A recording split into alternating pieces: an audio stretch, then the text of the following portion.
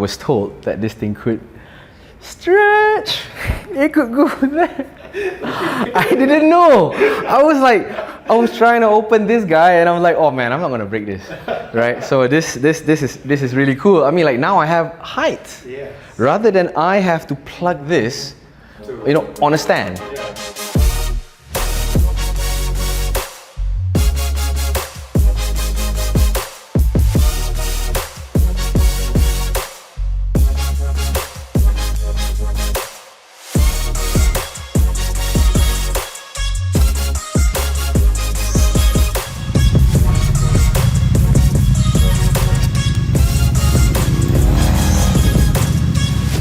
Alright guys, so welcome back to another review on Tech360.tv, and today we have a new DJI product, which is their Osmo Mobile 6, or OM6 is what they call it now. And I had some experience a full year ago with the OM5, and do check that out. Fun fact, that was my first video on this channel, and here we are, a full lap around the sun now with a whole new product from DJI itself, with the DJI OM6. So is there a huge upgrade from the OM5? Well, in short, not much, but there is a few upgrades from before, but I'll get into that part just in a bit. I do want to make some comments about what I like about this new gimbal, and part of which is how it can just be turned on. All you have to do is just flip that out and it will automatically turn on for you. So that's part of the new features, and if you do have something older such as the OM4, and the clamps for your phone will ultimately fit onto this as well. And I have with me the iPhone 14 Pro, but I have done quite a bulk of shots with the 13 Pro. Yeah, but the footage you're seeing right now, that was shot on the 13 Pro. I went to some parts of Malaysia on a bike with my friends, and yeah, these shots are, I would say they look amazing, just plainly on how I have something small and compact, something that I can carry along on those rides. And I think the only thing that it didn't perform as well is just plainly because of how the motors on this is not meant to withstand high winds or anything above at least 40 or 50 kilometers an hour. Just don't ride this on a bike because it won't be able to sustain stable footage. But yeah, just mentioning a few of what is new on the OM6 is the new built-in status panel. I'm not sure about you, but to me it looks a lot like a RoboCop. It kind of looks like RoboCop because it has like that little eye thing. Thank you for your cooperation. Good night. I'll buy that for $1. Or that's where the panel is showing you 4 different modes. Follow, if I were to place that in follow mode, it will ultimately just keep it in that track. FPV and spin shot, which allows you to spin essentially 360. But sometimes I have experienced the arm here getting into the image, just mainly because I'm using a wider angle, and sometimes it does get into the camera angle, but I think that's more of a user error than the gimbal itself. Maybe there can be some renewed structure on how this arm construction is placed, but I'm no engineer, and I'm sure the people at DJI has thought this very, very thorough about how to place a phone, and I think they've done pretty much the same from the OM5. I wish there was a indicator in the Mimo app, the DJI Mimo app, that says whether my phone is calibrated or stabilized completely, like fully stabilized. I wish I had that, but it doesn't, but I wish there was some sort of leveler inside the DJI Mimo app that tells me that the phone is completely stable. But sometimes I've always had to double press just to get it back into that default position. Some shots it looks straight, but to my eyes it doesn't look straight. And usually for conventional gimbals where you have to stabilize it yourself, usually that will look straight to your eyes as well before you even turn on the motors. But this is an automatic function where it just turns on for you. So yeah, I wish that was part of the DJI Mimo app. other functions like the quick switch to portrait mode, double click to that, that will put it in landscape mode, or click it back and it will move back to portrait mode. That's pretty much the same on the previous gimbals as well. The extension arm, that was also available in the OM5. That was a new feature in the OM5, but here brought into the OM6, so I'm glad this is here as well. And fun fact, I gave this gimbal to a fellow YouTuber who does car reviews, and this is what he had to say about the DJI OM6. Tell me what do you like about the new OM6? For one, I would say that like the OM4, it had the toggle. You can pick Yeah, I can pick it up, yeah? Alright, so I had the toggle. This is to zoom in and zoom out, right? Sometimes the previous app, based on the app that I was using for this particular device, it just zoomed in, and I really had to control the zooming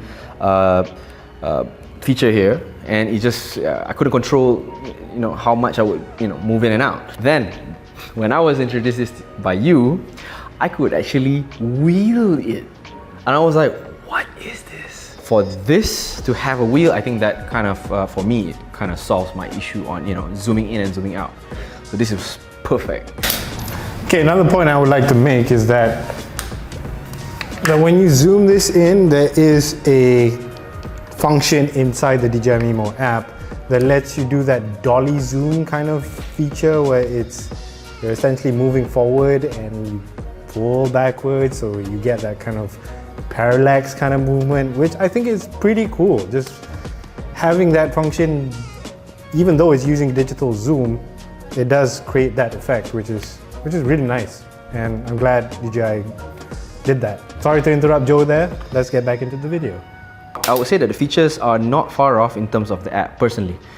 So, and this time it's like, for instance, the buttons over here, like for this OM4, it has two settings. One's for off, keep holding it on, press and hold, and it'll turn off. This, you just turn off once here, right? And it also oscillates the orientation of the phone. A double click, right? Yeah, as a double click. This is separate. So this just allows it to, either portrait or landscape. Yes. So that was fantastic. And the trigger points for both of them, I would say that it's quite relevantly the same. Yeah. But what don't you like about that? This one, okay, so I would say that this particular feature of onning and offing automatically, unlike this guy, it has this central issue where it's trying to centralize if the device is activated. So I'd rather just plug it in first, like the OM4, and turn it on. Where this particular one has a minor problem already because I tend to turn it on first, then clip the phone. So I'm afraid that this would happen the same way. I was told that this thing could stretch. It could go there. I didn't know. I was trying to open this guy, and I'm like, oh man, I'm not gonna break this, right? So this is really cool. I mean, like, now I have height, rather than I have to plug this, on a stand, right? If it's static. So this is something really cool. I have a little edge. I'm not gonna carry a stand wherever I go. So this is kind of perfect. In fact, this could give me more range, but I still have to put my hand here. Even for like lower shots. Exactly, I could just go underneath the car or low shots as I'm doing my B-roll. I think that would be cool. But in this case, I probably have to have the a sling, Just in case. just in case. But in this case, I could still have a sling with a peace of mind at the same time. I would have the range. So this is kind of interesting. I would say that every product has its minor drawbacks, but I think this is a big improvement to that guy. What would you want inside it? Okay, I would say maybe smoother, right? More like unlike a click, click, click, click, click sound, I would just like it to just go. Like, and maybe make this longer. and improve on the grip and maybe the overall structure so it doesn't wobble if it does go long, because then you have this bending moment. But either way, it's quite steady. Yeah, it's quite steady on its own. And that's a heavy phone. This is a 22 Ultra, and this is one of the heaviest phones in the market right now. So I think this is generally quite a good phone. But of course, it's not turned on, but it's just, you know, generally stable. Yeah, surprised me. Among other things, I wish it just came with like a strap for you to attach it to your wrist while you're riding a bike or whatsoever.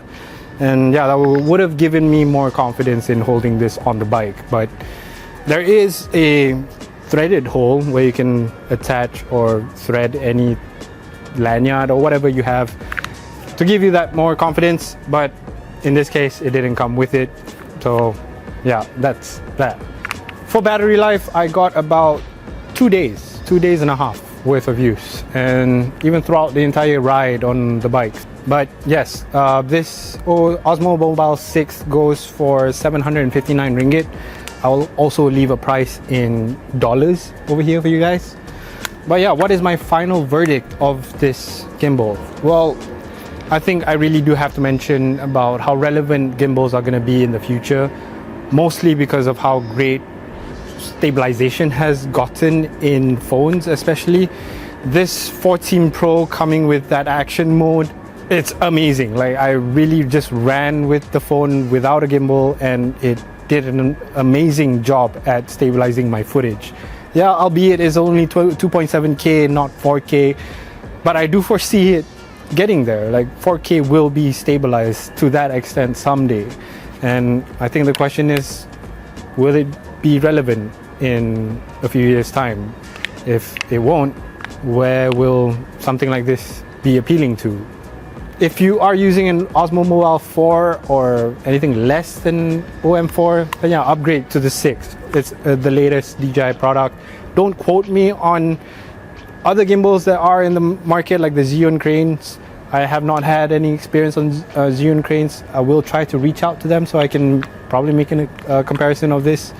But yeah, that is my full review of the OM6. I may have not gotten through all of the functions of this and the DJI Mimo app, but you can check them out on DJI's store or ask me any questions that you have. And yeah, thanks for watching, and subscribe, leave a like and all that stuff. And I will see you guys in the next video. Peace.